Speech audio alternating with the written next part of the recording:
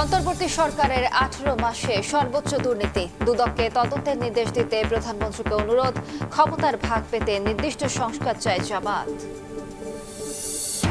তুরাগে লাশের সঙ্গে মিছিল থেকে নিখোঁজের সম্পর্ক নেই, নৌকা ভ্রমণে গিয়ে সুমন গোসলে নেমে রনির মৃত্যু, বলছে পুলিশ। অপপ্রচারকারীদের বিরুদ্ধে ব্যবস্থার হুঁশিয়ারি। রামপুরায় কার্নিশে তরুণকে গুলিসহ 2 হত্যা মামলায় 3 পুলিশের মৃত্যুদণ্ড। একমাত্র গ্রেফতার চঞ্চলের 20 বছরের সাজা, একজনের যাবজ্জীবন রায় প্রসিকিউশনের সন্তোষ। হামের টিকা ও ভিটামিন ক্যাপসুলের মজুদ রাখেনি বিগত সরকার, তাদের অবহেলায় ভয়ঙ্কর হয়েছে হাম, বললেন স্বাস্থ্যমন্ত্রী। সারা দেশে A+ ক্যাম্পেইন। এবং নকআউট পর্বে বিশ্বকাপ, প্রথম ম্যাচে কানাডার মুখোমুখি দক্ষিণ আফ্রিকা। শীর্ষ 32-এ জাপান বাধা টপকাতে প্রস্তুত, ব্রাজিল 6 গোল নিয়ে গোল্ডেন বুটের রেসে এগিয়ে মেসি।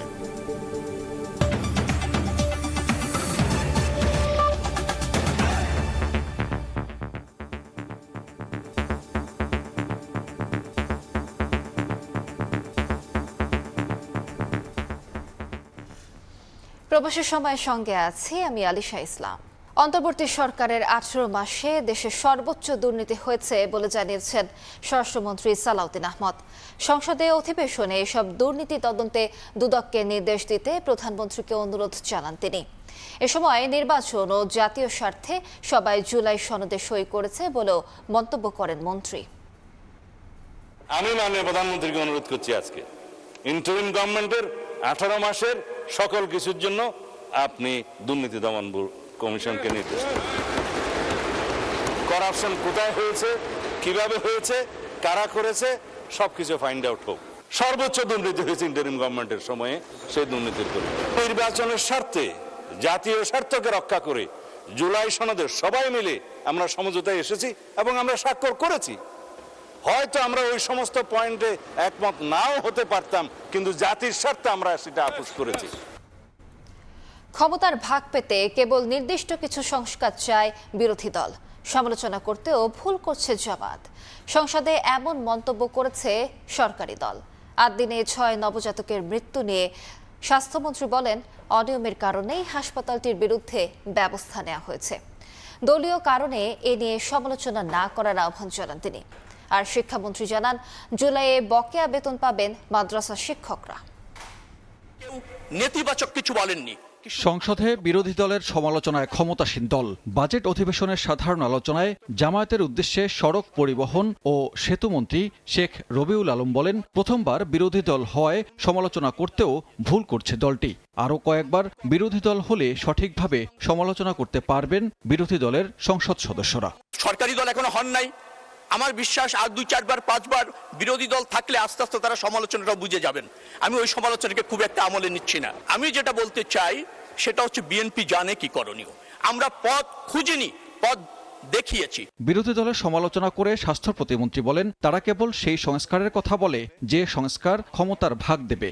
এজন্য স্বাস্থ্য খাতের সংস্কার নিয়ে তাদের মুখে কোনো কথা নেই। বিরোধী দল মাঝে মাঝে এই সংস্কারের কথা বলেন, জুলাই সনদের কথা বলেন। ওনারা শুধু সেই সংস্কারের কথা বলেন যেই সংস্কার ওনাদেরকে ক্ষমতার ভাগ দেবে। ওনারা স্বাস্থ্য খাতে সংস্কার নিয়ে একদিনও আজ পর্যন্ত কথা বলেননি। আমরা এমন স্বাস্থ্য ব্যবস্থা গড়ে তুলব যেখানে নগর এবং গ্রামের মানুষ একই ধরনের স্বাস্থ্য পাবে। সংসদে 8 দিনে 6 নবজাতকের মৃত্যু নিয়ে স্বাস্থ্যমন্ত্রী বলেন, অনিয়মের কারণেই হাসপাতালটির লাইসেন্স স্থগিত করা হয়েছে। সেই বাচ্চাগুলি ছটফট করতে করতে কার্বন ডাই অক্সাইডের জন্য তারা মৃত্যুর কোলে ঢলে পড়েছে, মালিক দেখতে পর্যন্ত যাননি। আমরা কি বসে থাকবো মাননীয় speaker? We want to bring all the hospitals under discipline. আমরা লাইসেন্স স্থগিত করেছি। আপনারা প্রতিটা জিনিসকে কেন নিজেদের দলীয় আদর্শের সাথে একীভূত করেন? এদিকে তহবিল ঘাটতিতে মাদ্রাসার শিক্ষকদের বেতন আটকে গিয়েছিল বলে জানান শিক্ষামন্ত্রী। তবে জুলাইয়ে বকেয়া বেতন পরিশোধের আশ্বাস দেন তিনি। প্রতি মাসে আমাদের 501 কোটি টাকা লাগে, কিন্তু সেই টাকাটির ব্যবস্থা করা হয়নি বলে আমরা এই মাসে মাদ্রাসায় বেতন দিতে পারিনি। যদিও মাননীয় অর্থমন্ত্রী আমাকে তড়িৎ গতিতে 100 কোটি টাকার ব্যবস্থা করে দিয়েছেন এবং কথা দিয়েছেন জুলাই মাসে তিনি বাকি সব টাকা দিবেন। অধিবেশনে বাজেটকে ঋণ নির্ভর উল্লেখ করে সমালোচনা করেন বিরোধী দলীয় সংসদ সদস্যরা। নতুনভাবে দেশ এগিয়ে যাবে, সেই আকাঙ্ক্ষা যদি আপনারা পূরণ করতে না পারেন, স্বাভাবিকভাবে দেশের রাজনৈতিক হিসেবে থাকবে না। সানবীর রূপল, সময় সংবাদ, ঢাকা। বাংলাদেশ মহাকাশ গবেষণা ও দূর অনুধাবন প্রতিষ্ঠান স্পারসোকে একটি আধুনিক যুগোপযোগী ও স্বনির্ভর হিসেবে গড়ে তুলতে সংশ্লিষ্টদের নির্দেশ দিয়েছেন প্রধানমন্ত্রী তারেক রহমান। সকালে রাজধানীর আগারগাঁওয়ে স্পারসোর কার্যালয় পরিদর্শন করে তিনি এই নির্দেশনা দেন। এদিকে উন্নত ও সমৃদ্ধ দেশ করতে শিক্ষার্থীদের প্রস্তুত হওয়ার আহ্বান জানিয়েছেন সরকার প্রধান। বাজেট অধিবেশন দেখতে রোববার সকালে সংসদে আসেন বিভিন্ন শিক্ষা প্রতিষ্ঠানের 56 জন শিক্ষার্থী ও শিক্ষক। পরে সংসদ নেতার পক্ষ থেকে সংসদ ভবনের ভিআইপি ক্যাফেটেরিয়ায় মধ্যাহ্নভোজের আয়োজন করা হয়। এতে অংশ নেন প্রধানমন্ত্রী তারেক রহমান। সরকার প্রধান বলেন, পড়াশোনার পাশাপাশি খেলাধুলাও গুরুত্ব দিতে হবে। উন্নত ও সমৃদ্ধ দেশ গড়তে শিক্ষার্থীদের প্রস্তুত হওয়ার আহ্বান জানান তিনি। নতুন প্রজন্মকে যোগ্য ও সুনাগরিক হিসেবে গড়ে তুলতে সরকার কাজ করছে বলেও জানান তিনি। পড়ালেখার কথা বলে আমি কিন্তু তোমাদেরকে বলবো, পড়ালেখার পাশাপাশি খেলতে হবে, সবাইকে খেলতে হবে। যার গান গাওয়ার ইচ্ছা তাকে গান গাইতে হবে, যার ছবি আঁকার ইচ্ছা তাকে ছবি আঁকা শিখতে হবে, ঠিক আছে? যার যেটা খেলার ইচ্ছা খেলতে হবে। আমরা সরকার থেকে ব্যবস্থা নিই। প্রধানমন্ত্রীর আয়োজনে মধ্যাহ্নভোজে অংশ নেয়ার সুযোগ পেয়ে সরকার প্রধানকে আন্তরিক কৃতজ্ঞতা ও ধন্যবাদ জানান শিক্ষার্থী ও শিক্ষকরা। এদিকে সকালে রাজধানীর আগারগাঁওয়ের শেরে বাংলা নগরে বাংলাদেশ মহাকাশ গবেষণা ও দূর অনুধাবন প্রতিষ্ঠান স্পারসোর কার্যালয় পরিদর্শন করেন প্রধানমন্ত্রী। আকস্মিক এই পরিদর্শনে প্রতিরক্ষা মন্ত্রণালয়ের আওতাধীন প্রতিষ্ঠান স্পারসোর কার্যালয় ঘুরে দেখেন সরকার প্রধান। এ সময় প্রতিষ্ঠানটির বিভিন্ন বিভাগ পরিদর্শন করেন এবং কর্মকর্তা কর্মচারীদের সঙ্গে তাৎক্ষণিক মতবিনিময় করেন তিনি। স্পারসোর চেয়ারম্যান মোহাম্মদ রাশিদুল ইসলাম প্রতিষ্ঠানটির বিভিন্ন কার্যক্রম সহ সার্বিক বিষয়ে প্রধানমন্ত্রীকে অবহিত করেন। এরপর স্পারসোর বিভিন্ন বিভাগের কর্মকর্তারা তাদের উদ্ভাবন, গবেষণা ও চলমান কার্যক্রম সম্পর্কে প্রধানমন্ত্রীকে জানান। মুরসালিন হক জুনায়েদ, সময় সংবাদ, ঢাকা। তুরাগ নদে লাশের সঙ্গে কার্যক্রম নিষিদ্ধ আওয়ামী লীগের মিছিল থেকে নিখোঁজের সম্পর্ক নেই। নৌকা ভ্রমণে গিয়ে সুমন ও গোসলে নেমে রনির মৃত্যু হয়েছে। সংবাদ সম্মেলনে পুলিশ বলছে, মিছিল থেকে 7 জনের নিখোঁজ হওয়ার ঘটনা জানা নেই। কর্মকর্তারা বলছেন, দুজনের লাশ উদ্ধারের ঘটনায় রাজনৈতিক রং মিশিয়ে অপপ্রচার চালানো হচ্ছে। এর সঙ্গে জড়িতদের চিহ্নিত করে ব্যবস্থা নেওয়া হবে। সম্প্রতি দুদিনের তুরাগ থেকে রনি ও সুমন নামে 2 তরুণের লাশ উদ্ধার করে পুলিশ। পরে সামাজিক মাধ্যমে ছড়িয়ে পড়ে মরদেহ দুটি কার্যক্রম নিষিদ্ধ আওয়ামী লীগের মিছিলে অংশ নেয়ার পর থেকে নিখোঁজ 7 তরুণের 2 জন। এই নিয়ে তুমুল আলোচনার মধ্যে ব্যাখ্যা দিয়েছে পুলিশ। রোববার সংবাদ সম্মেলনে ঢাকার এসপি শামীমা পারভিন জানান, তুরাগে লাশের সঙ্গে মিছিল থেকে নিখোঁজের সম্পর্ক নেই। নৌকা ভ্রমণে গিয়ে সুমন এবং গোসল করতে নেমে রনির মৃত্যু হয়। এ ঘটনা ভিন্ন খাতে নিতে রাজনৈতিক রং মিশিয়ে অপপ্রচারে নেমেছে একটি দল। জনমনে নেতিবাচক ধারণা সৃষ্টির অপপ্রয়াসে বর্ণিত ঘটনা দুটিতে রাজনৈতিক রং চড়িয়ে কতিপয় স্বার্থান্বেষী মহল বিভিন্ন সামাজিক যোগাযোগ মাধ্যমে নানান ধরনের মিথ্যা এবং বিভ্রান্তিমূলক অপপ্রচার চালাচ্ছে।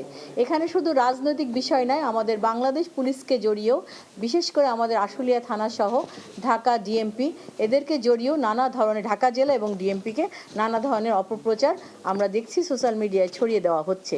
আলাদা সংবাদ সম্মেলন করেছে ঢাকা মহানগর পুলিশও।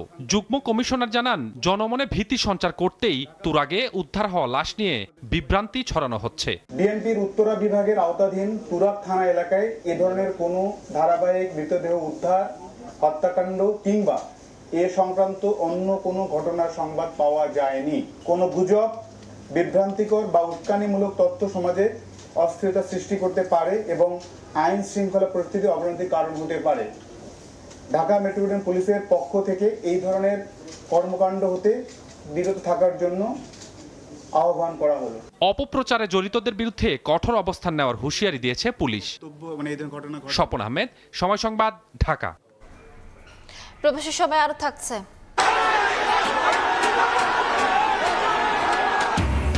বাস স্ট্যান্ডের নিয়ন্ত্রণ নিয়ে ফরিদপুরের ভাঙায় দফায় দফায় সংঘর্ষ, ধাওয়া পাল্টা ধাওয়া, পুলিশ, সাংবাদিক, গ্রামবাসী সহ আহত অর্ধশত। দেখছেন প্রবাসী সবাই, সঙ্গেই থাকুন। জুলাই অভ্যুত্থানে রামপুরায় কার্নিশে ঝুলে থাকা তরুণকে গুলি এবং দুজনকে হত্যার মামলার রায় ঘোষণা করেছেন আন্তর্জাতিক অপরাধ ট্রাইব্যুনাল। রায়ে সাবেক ডিএমপি কমিশনার হাবিবুর রহমান সহ 3 পুলিশ কর্মকর্তার মৃত্যুদণ্ড দেওয়া হয়েছে। এছাড়া একজনের যাবজ্জীবন এবং একমাত্র গ্রেফতার চঞ্চল চন্দ্রকে 20 বছরের সাজা দিয়েছে ট্রাইব্যুনাল। রায়ে সন্তোষ প্রকাশ করেছে প্রসিকিউশন।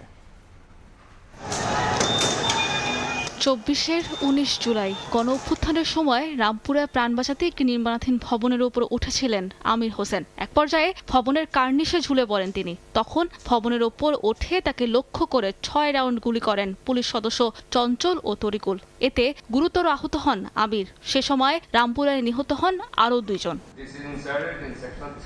পরে এই ঘটনায় মানবতা বিরোধী অপরাধের মামলা হয় ট্রাইব্যুনালে। রোববার এই মামলায় সাবেক ডিএমপি কমিশনার হাবিবুর রহমান সহ 5 পুলিশের বিরুদ্ধে রায় ঘোষণা করেন আন্তর্জাতিক অপরাধ ট্রাইব্যুনাল 1। রায়ে সাবেক ডিএমপি কমিশনার হাবিবুর রহমান, তৎকালীন খিলগাঁও জোনের অতিরিক্ত উপকমিশনার রাশিদুল ইসলাম, রামপুরা থানার ওসি মশিউর রহমানকে মৃত্যুদণ্ড দেওয়া হয়। আর এসআই তারিকুল ইসলাম ভূঁইয়াকে যাবজ্জীবন এবং একমাত্র গ্রেফতার এএসআই চঞ্চল চন্দ্র সরকারকে 20 বছরের কারাদণ্ড দেন ট্রাইব্যুনাল। আজকে এই মামলাটি সম্পূর্ণরূপে সন্দেহাতীতভাবে প্রমাণিত হয়। মাননীয় ট্রাইব্যুনাল 3 জন আসামিকে মৃত্যুদণ্ড, আসামি তরিকুল ইসলামকে যাবজ্জীবন, চঞ্চল চন্দ্র সরকারকে 20 বছরের কারাদণ্ডে দণ্ডিত করেছেন। চিফ প্রসিকিউটর বলেন, আসামিদের বিরুদ্ধে আনা সবগুলো অভিযোগ প্রমাণিত হয়েছে। রায়ে সন্তুষ্ট প্রসিকিউশন। পলাতক আসামিদের ফিরিয়ে আনতে উদ্যোগের কথাও জানান তিনি। ওই মামলাগুলোতে যে কয়জন আসামি পলাতক আছে তাদের প্রত্যেকের ওয়ারেন্ট আমরা সরকারের কাছে পাঠিয়েছি এবং অন্যান্য গ্রেফতারি পরোয়ানা জারি আছে। আমরা ইন্টারপোলের সাহায্য নিচ্ছি। এদিকে রায়ে সংক্ষুব্ধ হয়ে আপিল করার কথা জানান আসামি পক্ষের আইনজীবীরা। আমার ক্লায়েন্ট, তার কাছে কোনো অস্ত্র ছিল না। 19 জুলাই সে টেলিভিশন সেন্টারে ডিউটিতে ছিল। সিডিআরে সেটা বলা আছে, সিসিতে সেটা বলা আছে। এই রায়ের বিরুদ্ধে অনারেবল সুপ্রিম কোর্ট অ্যাপিলেট ডিভিশনে যাব। এই মামলায় সাক্ষী দেন মোট 14 জন। 2 পক্ষের যুক্তিতর্ক শেষে গত 4 মার্চ রায়ের দিন নির্ধারণ করেছিলেন ট্রাইব্যুনাল। তবে নতুন ডিজিটাল আলামত উপস্থাপনের আবেদনের পর তা স্থগিত করে পুনরায় সাক্ষ্য গ্রহণের নির্দেশ দেন ট্রাইব্যুনাল। অতিরিক্ত সাক্ষ্য শুনানি শেষে এলো এই রায়। সাবরিনা মজুমদার, সময় সংবাদ, ঢাকা। প্রবাসের সময় আরো থাকছে। পাল্টাপাল্টি হামলায় আবার উত্তপ্ত মধ্যপ্রাচ্য। ইরানকে নিশ্চিহ্ন করার হুমকি ট্রাম্পের। মার্কিন ঘাঁটিগুলোকে নরকে পরিণত করার হুঁশিয়ারি আইআরজিসির। বিগত সরকারের কাছ থেকে পর্যাপ্ত টিকা না পাওয়ায় হাম মারাত্মকভাবে আক্রান্ত করেছিল। এছাড়া ভিটামিন এ ক্যাপসুলেরও কোনো মজুদ ছিল না বলে মন্তব্য করেছেন স্বাস্থ্যমন্ত্রী। সকালে জাতীয় ভিটামিন এ প্লাস ক্যাম্পেইনের উদ্বোধন করে মন্ত্রী আরও জানান, সারা দেশে 2,55 লাখ শিশুকে দেয়া হলো ভিটামিন এ। বলেন, হাবের টিকা 100% কভারেজ নিশ্চিত করা হয়েছে, তারপরও কেউ বাদ পড়লে খুঁজে খুঁজে দেয়া হচ্ছে। 14 মাস পর দেশব্যাপী vitamin A plus campaign. 2,55 lakh শিশুকে ভিটামিন এ ক্যাপসুল খাওয়ানোর লক্ষ্যমাত্রা নির্ধারণ করেছে সরকার। রোববার সকাল থেকে কেন্দ্রে কেন্দ্রে সন্তানদের নিয়ে ভিড় করেন অভিভাবকরা। হামসহ বিভিন্ন রোগের সংক্রমণের মধ্যে শিশুদের ভিটামিন এ দেয়ায় স্বস্তি জানান তারা। বাচ্চাদের তো বিভিন্ন রোগ হয়, তাহলে এগুলো খাইলে বাচ্চারা রোগ থেকে মুক্তি পাবে। অনেক বাচ্চারা অসুস্থ হয়ে পড়ে, তাই মনে করি ওষুধটা দিয়ে আমার কাছে অনেকটাই ভালো লাগছে। কন্টিনিউয়াসলি এটা বছরান্ত করা উচিত, এটা যেন বন্ধ না হয়। স্বাস্থ্য ঝুঁকিটা তো বাচ্চাদের ক্ষেত্রে আনকম্প্রোমাইজড। সরকারের এই ধরনের প্রচেষ্টাগুলো অব্যাহত থাকুক, এটাই অনুরোধ থাকবে। এদিন রাজধানীর আবু সাইদ ইন্টারন্যাশনাল কনভেনশন সেন্টারে দেশব্যাপী ভিটামিন এ প্লাস ক্যাম্পেইনের প্রথম রাউন্ড উদ্বোধন করেন স্বাস্থ্যমন্ত্রী সরদার মোহাম্মদ সাখাওয়াত হোসেন। সারা দেশে 6 থেকে 59 মাস বয়সী শিশুদের ভিটামিন এ ক্যাপসুল খাওয়ানোর কথা জানান তিনি। আমরা ইউনিসেফের মাধ্যমে পর্যাপ্ত পরিমাণ ভিটামিন এ ক্যাপসুল আমরা সংগ্রহ করেছি।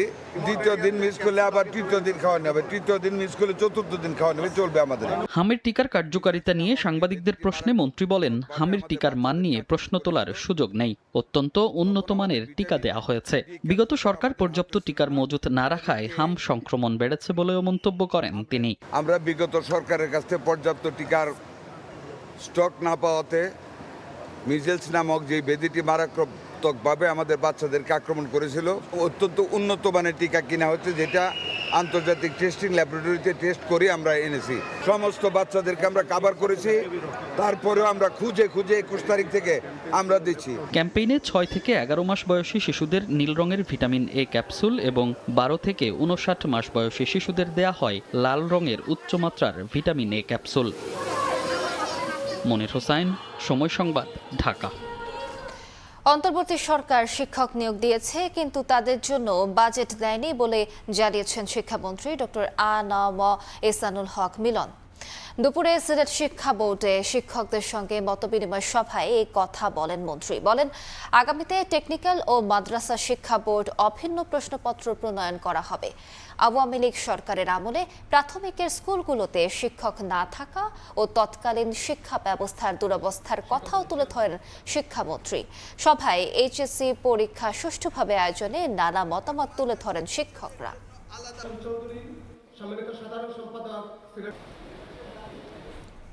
দেখছেন প্রবাসী সময়, সঙ্গেই থাকুন। স্ট্যান্ডের নিয়ন্ত্রণ নিয়ে রণক্ষেত্র এলাকা ফরিদপুরের ভাঙ্গায় 16 গ্রামের মানুষের মধ্যে দফায় দফায় সংঘর্ষে আহত হয়েছেন পুলিশ, সাংবাদিক, গ্রামবাসী সহ অর্ধশতাধিক। ঘটনাস্থলে পৌঁছে টিয়ারশেল নিক্ষেপ করে পরিস্থিতি নিয়ন্ত্রণে আনে পুলিশ। বাসস্ট্যান্ড নিয়ন্ত্রণে নেওয়া নিয়ে দফায় দফায় সংঘর্ষ, ধাওয়া পাল্টা ধাওয়ায় রণক্ষেত্র এলাকা। ফরিদপুরের ভাঙ্গাই পুকুরিয়া বাসস্ট্যান্ডের নিয়ন্ত্রণ নেয়াকে কেন্দ্র করে মানিকদাহ ইউনিয়নের সুলতান মাতুব্বারের লোকজন এবং হামিরদি ইউনিয়নের শিরুমুল্লার সমর্থকদের মধ্যে বিরোধ চলছিল। এর জেরে রোববার সকালে ঢাল, ছুরকি সহ দেশীয় অস্ত্র নিয়ে বাসস্ট্যান্ড এলাকায় জড়ো হয় দুপক্ষ। পরে একে একে 16 গ্রামের মানুষ সংঘর্ষে জড়িয়ে পড়ে। এ সময় পুলিশ, সাংবাদিক সহ স্থানীয় অর্ধশতাধিক মানুষ আহত হন। তাদের উদ্ধার করে হাসপাতালে ভর্তি করা হয়। পুকুরিয়া বাসস্ট্যান্ড আধিপত্য বিস্তার নিয়ে উভয় পক্ষে সংঘর্ষ বাধে। পুলিশ অনেক চেষ্টা করার পর পুলিশ ঘটনার নিয়ন্ত্রণে আনে। সংঘর্ষের কারণে ঢাকা-বরিশাল মহাসড়কের ফরিদপুর ভাঙ্গা অংশে যান চলাচল বন্ধ হয়ে যায়। ঘটনাস্থলে পৌঁছে টিয়ারশেল নিক্ষেপ করে পরিস্থিতি নিয়ন্ত্রণে আনে পুলিশ। 4 ঘন্টা পর স্বাভাবিক হয় যান চলাচল। আপাতত পরিস্থিতি শান্ত আছে। গাড়িগুলো, আমাদের একটা মহাসড়ক, আপনারা সকলেই জানেন, অলরেডি গাড়িগুলো চলাচল স্বাভাবিক আছে। পরিস্থিতি আপাতত কোনো ঝামেলা হওয়ার কোনো সুযোগ নাই। অপ্রীতিকর পরিস্থিতি এড়াতে ওই এলাকায় অতিরিক্ত পুলিশ মোতায়েন করা হয়েছে। সময় সংবাদ, ফরিদপুর। পাওনা টাকা নিয়ে বিরোধের জেরে ব্রাহ্মণবাড়িয়ায় 2 পক্ষের সংঘর্ষে একজন নিহত হয়েছেন। রোববার রাত 8টা থেকে 11টা পর্যন্ত টর্চ লাইট জ্বালিয়ে চলে এই সংঘর্ষ। পুলিশ জানায়, সরাইল উপজেলার সূর্যকান্দি গ্রামের ব্যবসায়ী মোশাররফ হোসেনের কাছ থেকে 5 লাখ টাকার বাঁশের পাটি কেনেন আশিক ও আলাল নামে 2 ব্যবসায়ী। দীর্ঘদিন পাওনা টাকা পাচ্ছিলেন না বলে অভিযোগ ওই ব্যবসায়ীর।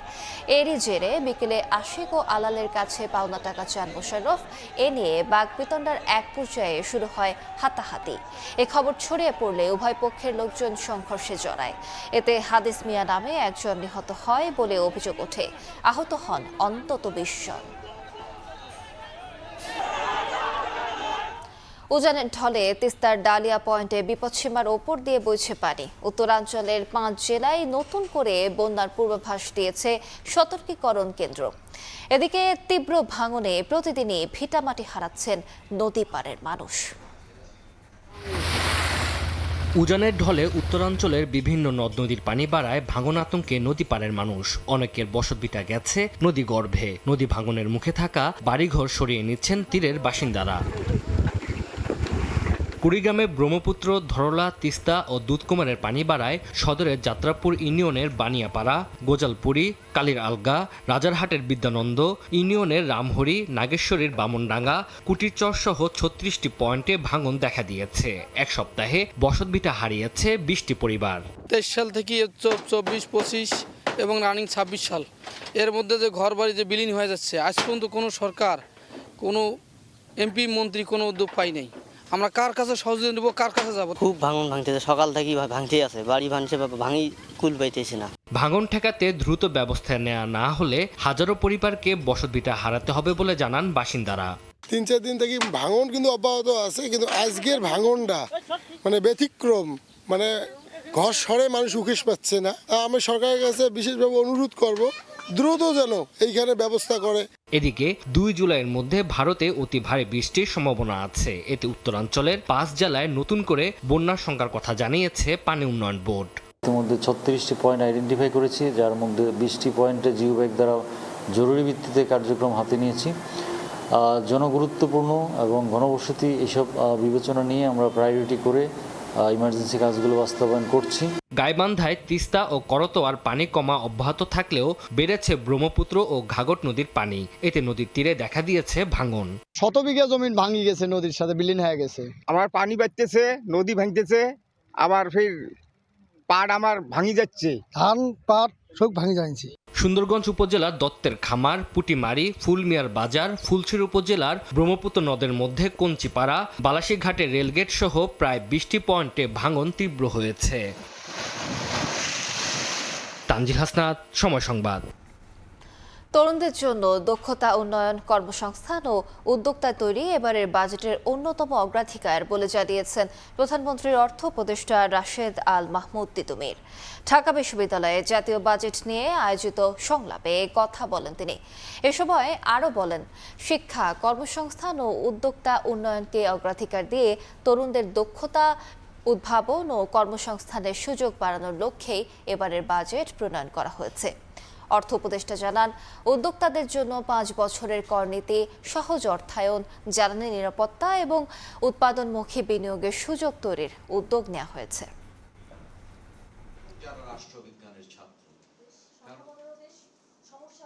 বিনিয়োগ হলেই হবে, বিনিয়োগ এমনভাবে হতে হবে যাতে করে যে সরবরাহ শৃঙ্খলা, এখানে যদি বিশৃঙ্খলা দেখা দেয় তাতেও আপনার কোনো মানুষ যাতে দরিদ্র সীমার নিচে না পড়ে যায়। টেকসই বিনিয়োগ হতে হবে এমন স্থানে যেটা টেকসই কর্মসংস্থান নিশ্চিত করে এবং যেটা আপনাদেরকে পড়ানো হয়, অর্থাৎ কনজাম্পশন স্মুথিং করা যায়। সেইটা করতে গেলে আমাদেরকে করতে হবে উৎপাদনমুখী বিনিয়োগ এবং আনুষ্ঠানিক খাতের বিনিয়োগ। গত 17 বছরে দেশে আশানুরূপ কর্মসংস্থান তৈরি হয়নি, যার প্রভাবে আয় বৈষম্য তৈরি হয়েছে বলে মন্তব্য করেছেন বাণিজ্য মন্ত্রী খন্দকার আব্দুল মুক্তাদির। আন্তর্জাতিক ক্ষুদ্র ও মাঝারি উদ্যোগ দিবসের সভায় তিনি আরও জানান, শিল্পে উৎপাদন সক্ষমতা বাড়াতে গ্যাসের সমস্যা সমাধানে সর্বোচ্চ জোর দিচ্ছে সরকার। এ সময় ব্যবসা সহজ করা সহ কর সুবিধার দাবি জানান উদ্যোক্তারা। দেশের মোট শিল্প প্রতিষ্ঠানের প্রায় 90% ক্ষুদ্র ও মাঝারি শিল্প বা এমএসএমই খাতে। উদ্যোক্তা ও কর্মসংস্থান তৈরির প্রধান চালিকা শক্তি হওয়া সত্ত্বেও এই খাতের প্রায় 65% প্রতিষ্ঠানই অনানুষ্ঠানিক কাঠামোর, যার কারণ হিসাবে নিবন্ধন জটিলতা সহ কর কাঠামোকে সামনে এনেছেন উদ্যোক্তারা। আমাদের সামনে এখনো অনেক চ্যালেঞ্জ রয়েছে, যেখানে আগামী দিনের এমএসএমই খাতগুলো প্রচলিত পদ্ধতি দিয়ে বৈশ্বিক প্রতিযোগিতা টিকিয়ে থাকার কঠিন। অনেক ক্ষেত্রে ক্ষুদ্র উদ্যোক্তাদের জন্য এমন কিছু নিয়ম ও প্রক্রিয়া অনুসরণ করতে হয় যা মূলত বৃহৎ শিল্পের জন্য তৈরি করা হয়েছিল। রোববার আন্তর্জাতিক ক্ষুদ্র ও মাঝারি উদ্যোগ দিবসের সভায় বাণিজ্য মন্ত্রী জানান, গত 17 বছরে আশানুরূপ উদ্যোক্তা তৈরি হয়নি, যার ফলে সমাজে তৈরি হয়েছে আয় বৈষম্য। আগামী দিনে আমাদের লক্ষ্য হবে কম জ্বালানি ইন্টেন্সিভ শিল্পের দিকে বেশি বেশি যাওয়া, আর যেগুলি ইতিমধ্যে স্থাপিত মিল ফ্যাক্টরি সেগুলির প্রোডাক্টিভ ক্যাপাসিটি পুরোপুরি ইউটিলাইজ করার জন্য দ্রুত এই গ্যাস সংকটের সমাধান করার জন্য আমরা আন্তরিকভাবে কাজ করছি। তবে বর্তমান সরকার ক্ষুদ্র ও মাঝারি শিল্প খাত সম্প্রসারণে উদ্যোগ নিয়েছে উল্লেখ করে মন্ত্রী বলেন, বিসিক শিল্পনগরীর পাশাপাশি তৈরি করা হবে নতুন শিল্প পার্ক। কারখানাগুলোর উৎপাদন বাড়াতে জ্বালানি সমস্যা সমাধানে সরকারের আন্তরিকতার কথাও তুলে ধরেন মন্ত্রী। এখানে এই প্লটগুলি সবগুলি কনজিউম, ইট ইমপ্লাইজ যে এখানে আরো নতুন ইন্ডাস্ট্রির অ্যাপিটাইট আছে। তার সবগুলিতেই ফিজিবিলিটি স্টাডির ইতিবাচক রেজাল্ট প্রাপ্তি সাপেক্ষে আমরা নতুন শিল্প পার্ক স্থাপন করি। দেশে বর্তমানে 177টি এমএসএমই ক্লাস্টারে প্রতিষ্ঠান রয়েছে প্রায় 60,000, যার বার্ষিক লেনদেন 29,000 কোটি টাকার বেশি। এমএস আরেফিন, সময় সংবাদ, ঢাকা। দেখছেন প্রবাসী সময়, সঙ্গেই থাকুন। শান্তি চুক্তি উপেক্ষা করে আবারও পাল্টাপাল্টি হামলা চালিয়েছে যুক্তরাষ্ট্র ইরান। কেশম দ্বীপ সহ গুরুত্বপূর্ণ প্রতিরক্ষা অবকাঠামো লক্ষ্য করে হামলা চালায় যুক্তরাষ্ট্র। জবাবে মধ্যপ্রাচ্যে 8 মার্কিন ঘাঁটি লক্ষ্য করে ক্ষেপণাস্ত্র ও ড্রোন ছোড়ার দাবি করেছে আইআরজিসি। এদিকে যুক্তরাষ্ট্র আবারও যুদ্ধ শুরু করলে ইরানের অস্তিত্ব থাকবে না বলে হুমকি দিয়েছেন ট্রাম্প। অন্যদিকে মধ্যপ্রাচ্যে মার্কিন ঘাঁটিগুলোকে নরকে পরিণত করার হুঁশিয়ারি দিয়েছেন ইরানের বিপ্লবী গার্ড বাহিনী। শনিবার রাতে ইরানের কেশম দ্বীপ, সিরিক শহর ও গুরুত্বপূর্ণ প্রতিরক্ষা অবকাঠামো লক্ষ্য করে দ্বিতীয় দফা হামলা চালায় যুক্তরাষ্ট্র। দেশটির সামরিক বাহিনীর সেন্ট্রাল কমান্ড জানিয়েছে, হরমুজের কাছে ইরানের অন্তত 10টি সামরিক স্থাপনা লক্ষ্যবস্তু করা হয়। নিজের ট্রুথ সোশ্যালে ইরানে হামলার কথা জানান মার্কিন প্রেসিডেন্ট ডোনাল্ড ট্রাম্পও। যুক্তরাষ্ট্র আবার যুদ্ধ শুরু করতে বাধ্য হলে ইরানের অস্তিত্ব থাকবে না বলে হুঁশিয়ারিও দিয়েছেন তিনি। তেহরানের বিরুদ্ধে চুক্তি লঙ্ঘনের অভিযোগও তোলেন ট্রাম্প। অন্যদিকে ওয়াশিংটনের বিরুদ্ধে চুক্তি লঙ্ঘনের পাল্টা দাবি করে হামলার তীব্র নিন্দা জানিয়েছে ইরানের পররাষ্ট্র মন্ত্রণালয়। যুক্তরাষ্ট্রের আগ্রাসনের জবাবে মধ্যপ্রাচ্যে মার্কিন সামরিক ঘাঁটি লক্ষ্য করে হামলা চালিয়েছে আইআরজিসি। কুয়েতের আলী আল সালেম ঘাঁটি ও বাহরাইনের সালমান বন্দরে অবস্থিত মার্কিন নৌবাহিনীর ৫ম বহরের ঘাঁটিতে ইরানের এসব হামলায় গুরুত্বপূর্ণ সামরিক স্থাপনা ধ্বংস হয়েছে বলে দাবি আইআরজিসির। মধ্যপ্রাচ্যে যুক্তরাষ্ট্রের ঘাঁটিগুলোকে নরকে পরিণত করার হুঁশিয়ারিও দিয়েছে তারা। ওয়াশিংটন তেহরান পাল্টাপাল্টি হামলার জেরে নতুন করে শান্তি চুক্তি ভেঙে পড়ার আশঙ্কা দেখা দিয়েছে। সমঝোতা স্মারক দুপক্ষ মেনে চলবে কিনা তা নিয়েও দেখা দিয়েছে উদ্বেগ। এদিকে যুদ্ধবিরতি চুক্তির পরদিনই লেবাননের দক্ষিণাঞ্চলে ড্রোন হামলা চালিয়েছে ইসরায়েল। এই হামলায় বেশ কয়েকজন হতাহত হয়েছেন। ঘটনার পর ইসরায়েলের সঙ্গে চুক্তিকে লেবাননের জন্য অপমানজনক বলে প্রত্যাখ্যান করেছে হিজবুল্লাহ। তবে এই চুক্তিকে ঐতিহাসিক আখ্যা দিয়েছেন ইসরায়েলের প্রধানমন্ত্রী বিনিয়ামিন নেতানিয়াহু। অন্যদিকে ইসরায়েলের প্রতিরক্ষা মন্ত্রী ইসরায়েল কাটজ হুঁশিয়ারি দিয়ে বলেছেন, লেবাননের ভবিষ্যৎ ইরান বা হিজবুল্লাহ নির্ধারণ করবে না। তিনি আরও জানান, হিজবুল্লাহ পুরো লেবাননে নিরস্ত্র না হওয়া পর্যন্ত এবং ইসরায়েলের উত্তরাঞ্চলের বাসিন্দাদের নিরাপত্তা নিশ্চিত না হওয়া পর্যন্ত লেবাননের দক্ষিণাঞ্চল থেকে সেনা প্রত্যাহার করা হবে না। রাইসা জান্নাত, সময় সংবাদ। তীব্র দাবদাহে ফ্রান্সে 5 দিনে মৃত্যু ঠেকেছে 1000-এর ঘরে। কেবল রাজধানী প্যারিসেই একদিনে শতাধিক প্রাণহানির খবর পাওয়া গেছে। 2টি বিভাগে রেড অ্যালার্ট জারি করা হয়েছে। আরও কয়েকদিন এমন পরিস্থিতি অব্যাহত থাকবে বলে পূর্বাভাসে জানিয়েছে দেশটির আবহাওয়া বিভাগ। লুৎফুর রহমান বাবুর রিপোর্ট। চলমান তাপপ্রবাহে ফ্রান্সে মাত্র 5 দিনেই 1000 মানুষের মৃত্যুর ঘটনা ঘটেছে বলে জানিয়েছে দেশটির স্বাস্থ্য মন্ত্রণালয়।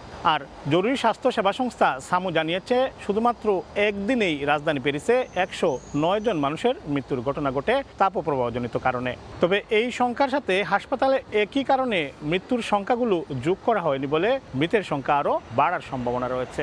এর মধ্যে উল্লেখযোগ্য সংখ্যক মানুষের মৃত্যু ঘটেছে গরম থেকে কিছুটা স্বস্তি পেতে পানিতে নেমে সাঁতার কাটতে গিয়ে, যার মধ্যে রয়েছেন কিশোর বয়সী অনেকেই। আর গাড়ির ভিতরে 2 শিশুর মর্মান্তিক মৃত্যুর ঘটনাও রয়েছে। এদিকে দেশটির স্বাস্থ্যমন্ত্রী জানিয়েছেন, 2003 সালের মতো বিপুল সংখ্যক মৃত্যুর ঘটনা এবারে ঘটার সম্ভাবনা তিনি খুব কম দেখছেন বলেই মনে করছেন। সে বছর 15,000 মানুষের মৃত্যুর ঘটনা ঘটেছিল। অন্যদিকে 2027 সালের নির্বাচনকে কেন্দ্র করে দেশটির রাজনীতিবিদরা ফ্রান্সকে জলবায়ু বান্ধব দেশ হিসাবে গড়ে তোলার প্রতিশ্রুতি দিচ্ছেন জনগণের কাছে। তারা বলেছেন, নির্বাচিত হলে হাসপাতাল, শিক্ষা প্রতিষ্ঠান সহ অন্যান্য প্রতিষ্ঠানগুলোতে শীতাতপ নিয়ন্ত্রণ ব্যবস্থা আরও বাড়াবেন। উল্লেখ্য, দেশের শিক্ষা প্রতিষ্ঠান, হাসপাতাল সহ নানা প্রতিষ্ঠানে শীতাতপ নিয়ন্ত্রণ ব্যবস্থা একেবারে সীমিত থাকায় তীব্র এই গরমে জনগণের দুরবস্থা চরমে পৌঁছে। তাপমাত্রা কিছুটা কমে আসলেও এখনও ব্যবসা গরম অনুভূত হচ্ছে। বৃষ্টি না নামা পর্যন্ত এই অবস্থা চলমান থাকবে, যে কারণে মানুষকে আরও কয়েকদিন দুর্ভোগ ও অস্বস্তি পোহাতে হবে। রাজধানী প্যারিস থেকে মোহাম্মদ লুৎফুর রহমান বাবু, সময় সংবাদ। বৈশ্বিক যুদ্ধ পরিস্থিতি আর অর্থনৈতিক ভঙ্গুর অবস্থার ধাক্কা লেগেছে অস্ট্রেলিয়ার পর্যটন খাতে। চলতি বছর বড় লক্ষ্যমাত্রা থাকলেও দেশটিতে পর্যটকদের আগমন আশঙ্কাজনক হারে কমে গেছে। পর্যটন খাতের এই আকস্মিক মন্দায় কর্মক্ষেত্রে তৈরি হয়েছে তীব্র সংকট। খণ্ডকালীন চাকরি হারিয়ে চরম অনিশ্চয়তার মুখে পড়েছেন বাংলাদেশি শিক্ষার্থীরা। অস্ট্রেলিয়া থেকে বিস্তারিত জানাচ্ছেন SM আমিনুল রুবেল। চলতি বছর অন্তত 85 লাখ বিদেশি পর্যটক আকর্ষণের লক্ষ্যমাত্রা ছিল অস্ট্রেলিয়ার। তবে মধ্যপ্রাচ্য সংকট আর বিশ্ব অর্থনীতির মন্দায় চলতি শীত মৌসুমে পর্যটকদের আনাগোনা অনেকটাই কমে গেছে। গত 3 মাসে দেশটিতে ভ্রমণ ভিসায় এসেছেন মাত্র 14.5 লাখ পর্যটক, যা বাৎসরিক $81 বিলিয়ন রাজস্ব আয়ের ঘাটতিকে বড় ঝুঁকিতে ফেলেছে। পর্যটন খাতের এই মন্দার সবচেয়ে বড় ধাক্কা লেগেছে এখানে পড়তে আসা বাংলাদেশি শিক্ষার্থীদের উপর। হসপিটালিটি সেক্টরের খণ্ডকালীন আয় দিয়ে যারা বিশ্ববিদ্যালয়ের সেমিস্টার ফি ও নিজেদের খরচ যোগাতেন, পর্যটক সংকটে প্রতিষ্ঠানগুলো কর্মী ছাঁটাই করায় তারা এখন কাজ হারাচ্ছেন। আকস্মিক এই কর্মহীনতা প্রবাসী বাংলাদেশি শিক্ষার্থীদের পড়াশোনা ও প্রবাস জীবনকে তীব্র অনিশ্চয়তার মুখে ঠেলে দিয়েছে। যে সময় বিচে অনেক মানুষ থাকার কথা ছিল, যে সময় ক্যাফেগুলো ভর্তি থাকার কথা ছিল, যে সময় শপিং সেন্টারগুলোতে অনেক বিদেশি মানুষের আনাগোনা দেখা যাওয়ার কথা ছিল, সেই সময়টি অস্ট্রেলিয়াতে একদমই এই মুহূর্তে শান্ত, শিষ্ট, কোয়াইট।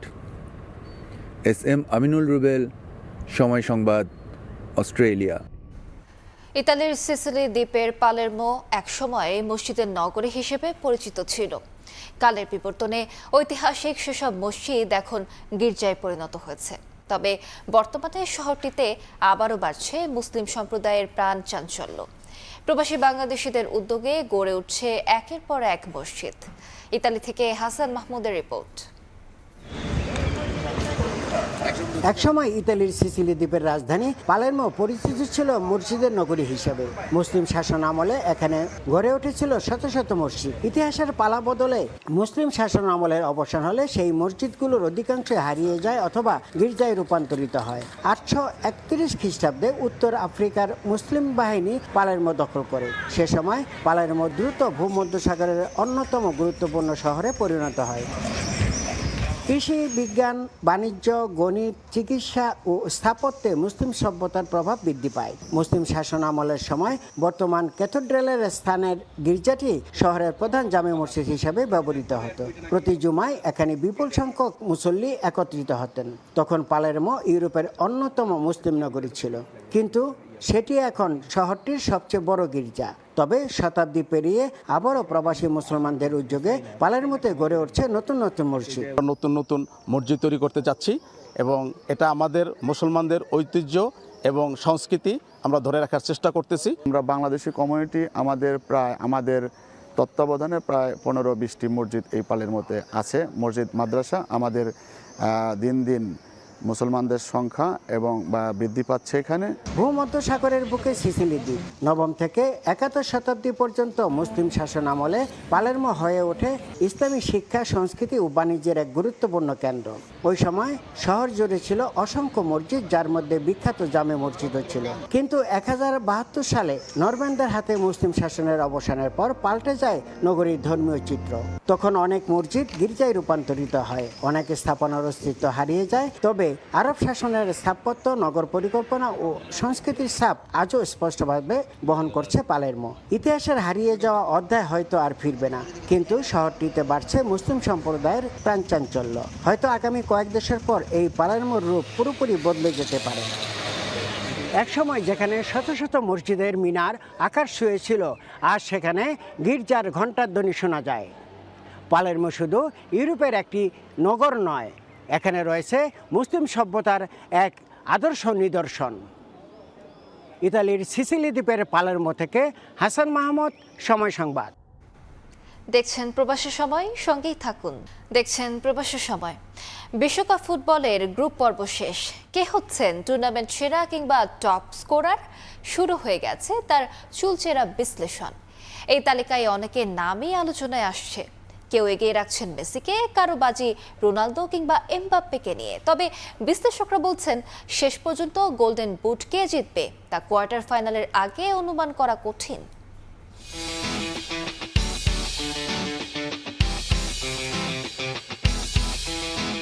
2026 বিশ্বকাপ যেন গোল উৎসব। বেশি ম্যাচে বেশি গোল হবে সেটি অনুমেয় থাকলেও গ্রুপ পর্বেই ছাড়িয়ে গেছে আগের সব রেকর্ড। 2022 বিশ্বকাপে 64 ম্যাচে গোল হয়েছিল 172টি, কিন্তু এবার গ্রুপ পর্বের 72 ম্যাচেই প্রায় 200 গোলের রেকর্ড। এবার ম্যাচও হবে কাতার আসরের তুলনায় 40টি বেশি, ফলে ফুটবলাররা বেশি গোল করার সুযোগ পাবেন সেটিও বলাই যায়। ইতিমধ্যে গ্রুপ পর্বের ম্যাচে হ্যাট্রিক হয়েছে 3টি। এদের মধ্যে লম্বা রেসের দৌড়ে টিকে থাকার সম্ভাবনা আছে দুজনের, লিওনেল মেসি ও ফ্রান্সের উসমান দেম্বেলের। সঙ্গত কারণে ভক্তদের প্রশ্ন, কে হতে পারেন সর্বোচ্চ স্কোরার? আশা রাখা যায় মেসি এই ওয়ার্ল্ড কাপে কমপক্ষে 10টা গোল করবে, and player of the tournament আবার হবে। মেসি, এমবাপ্পে, হল্যান্ড, তারপরে ভিনিসিয়াসকেও রাখা যায়। এদের মধ্যে যে কোনো একজন গোল স্কোরার হিসেবে থাকবে আর কি। ভিনিসিয়াস জুনিয়র টপ স্কোরারের লিস্টে থাকতে পারে আর এমবাপ্পে থাকবে অবশ্যই, কারণ এমবাপ্পে ফ্রান্সের যে টিম তারা এমবাপ্পের থাকার খুব সম্ভাবনা। মেসি না হয় এমবাপ্পে, এই দুইজনের মধ্যে কেউ হয়তো থাকবে। আমি তার মধ্যে এমবাপ্পেকে একটু এগিয়ে রাখবো। ভক্তদের ইচ্ছে অনুযায়ী সেটি নিশ্চিত বলা না গেলেও গ্রুপ পর্বের ম্যাচ দেখে কিছুটা আন্দাজ করা যেতে পারে কে হতে পারেন 26-এর টপার। এখন পর্যন্ত যারা এই দৌড়ে এগিয়ে আছেন তাদের মধ্যে Lionel Messi, Kylian Mbappe, Harry Kane, Osman দেমবেলে কিংবা ভিনি জুনিয়র এবং আর্লিং হল্যান্ড। সর্বোচ্চ গোলদাতা হওয়ার জন্য কি এই পরিসংখ্যান যথেষ্ট?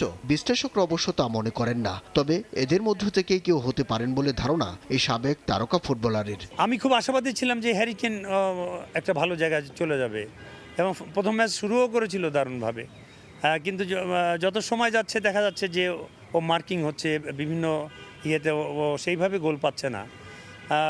পাশাপাশি বলবো যে Messi one of the contender top scorer হওয়ার। CR7কে আপনি ফেলে দিতে পারেন না। এই কয়েকজনের ভিতরেই সীমাবদ্ধ থাকবে আমার মনে হয়। এই ফুটবল বোদ্ধা মনে করেন 32 রাউন্ডের সব ম্যাচই নকআউট, সুতরাং ম্যাচ বাই ম্যাচ জয় ধরে রাখা একটা বড় চ্যালেঞ্জ। আর সেই কারণে 3টি করে গোল করা নেদারল্যান্ডের ব্রায়ান ব্রবি এবং কোডি গ্যাকপোর কথাও মনে করিয়ে দিতে বলছেন না তিনি।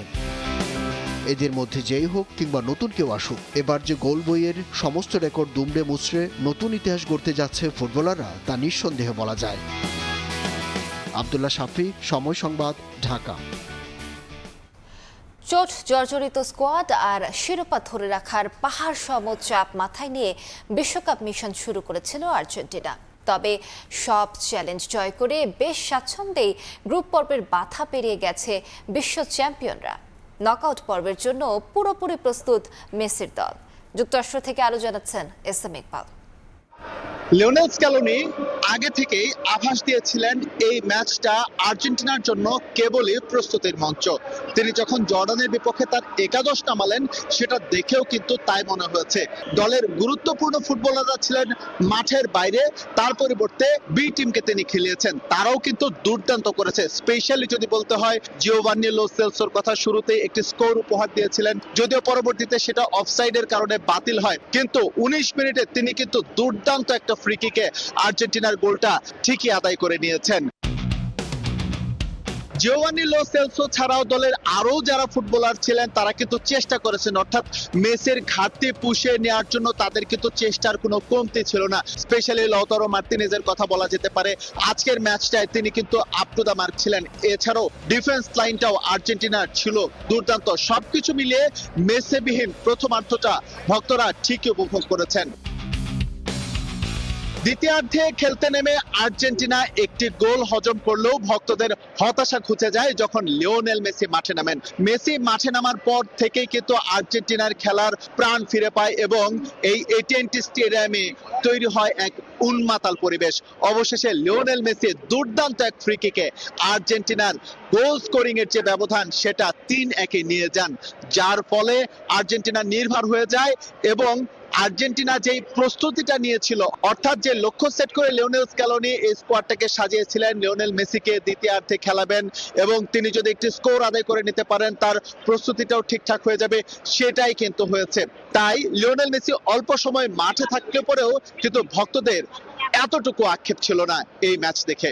মোটা দাগে বলা যায় রাউন্ড অফ 32 শুরু করার আগে প্রস্তুতির 16 কলা সেরে নিয়েছে টিম আর্জেন্টিনা।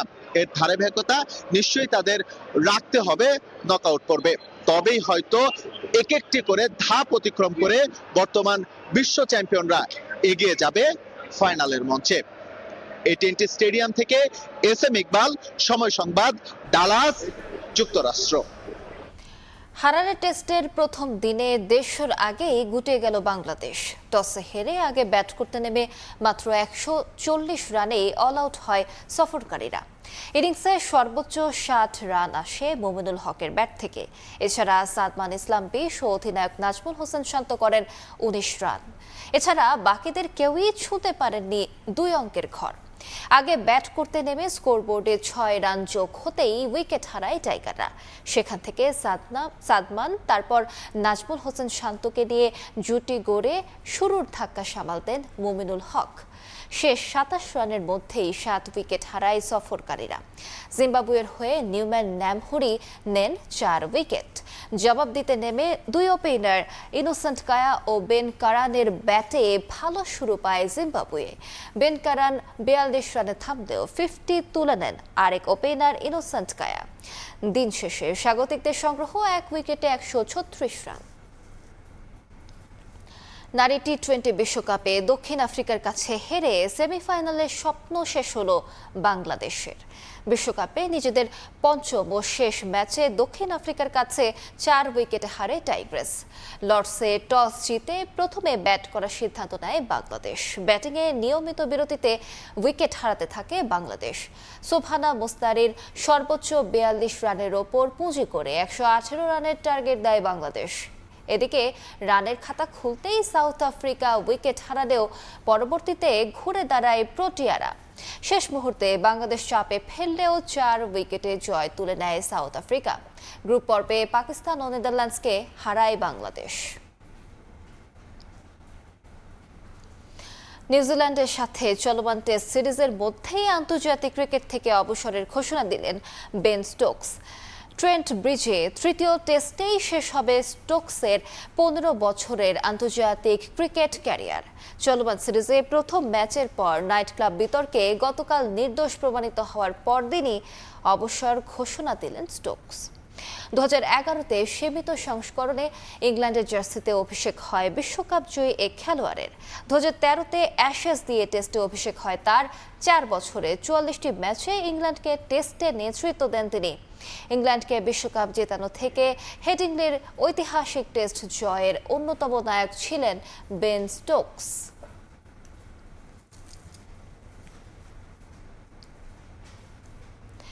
এ পর্যায়ে শীর্ষ সংবাদগুলো জানিয়ে দিচ্ছে আরেকবার। অন্তর্বর্তী সরকারের 18 মাসে সর্বোচ্চ দুর্নীতি, দুদককে তদন্তের নির্দেশ দিতে প্রধানমন্ত্রীকে অনুরোধ। ক্ষমতার ভাগ পেতে নির্দিষ্ট সংস্কার চায় জামাত। তুরাগে লাশের সঙ্গে মিছিল থেকে নিখোঁজের সম্পর্ক নেই। নৌকা ভ্রমণে গিয়ে সুমন, গোসলে নেমে রনির মৃত্যু, বলছে পুলিশ। অপপ্রচারকারীদের বিরুদ্ধে ব্যবস্থার হুঁশিয়ারি।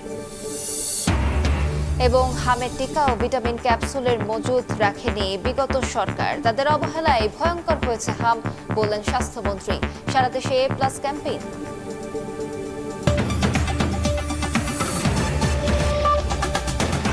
এই ছিল প্রবেশের সময়। দর্শক, বিশ্বকাপ ফুটবলের মহাযজ্ঞ সরাসরি সম্প্রচার করছে সময় টেলিভিশন। দেখতে চোখ রাখুন সময়ের পর্দায়, সঙ্গে থাকুন সময়ের।